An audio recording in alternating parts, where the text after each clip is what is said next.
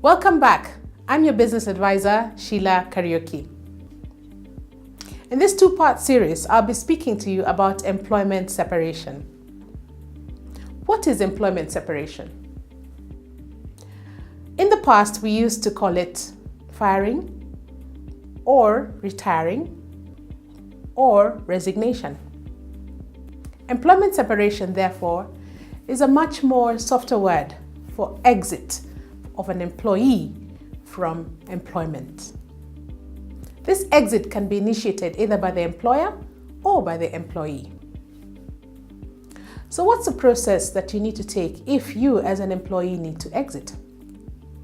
1. Refer to your contract.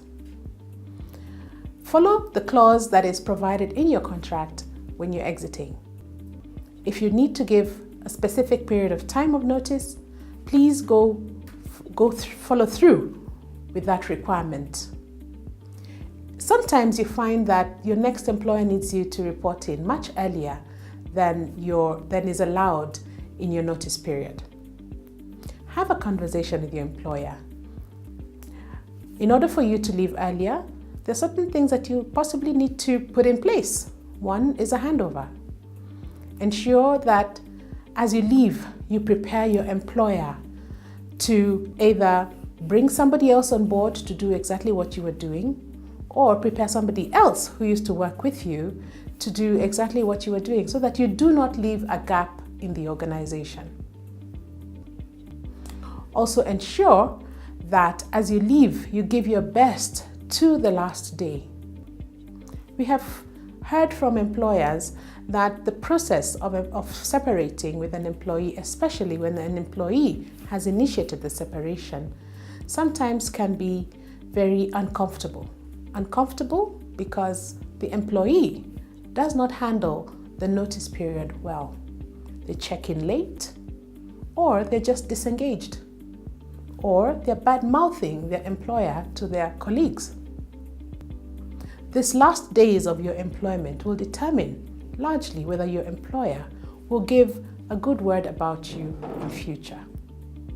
Do not burn your bridges and leave your employer with a bad taste in their mouth. Serve your notice and give your best to the last day. After all, they are paying you to the last day. Also, if you're leaving employment, be sure that you're leaving employment and that you're not using the new contract or your new letter of offer to renegotiate your pay.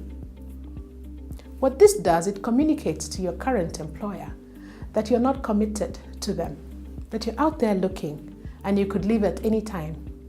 So even if they agree to increase your pay, in the long run, they may feel that you're not loyal to them, and they may need you for just a period of time as they look for a replacement. Do not resign also if you're not sure that you're actually going to leave. Rescinding your resignation also communicates your lack of engagement. And even if you stay thereafter, or even convinced by your employer to stay longer, in the long run, it will be to your disadvantage. So handle employer separation carefully, because it will determine how you engage with your employer in future, whether you're still working for that organization or whether you leave the organization and need a reference from that particular employer. Stay tuned to part 2 of this series. I'm your business advisor, Sheila Kariuki.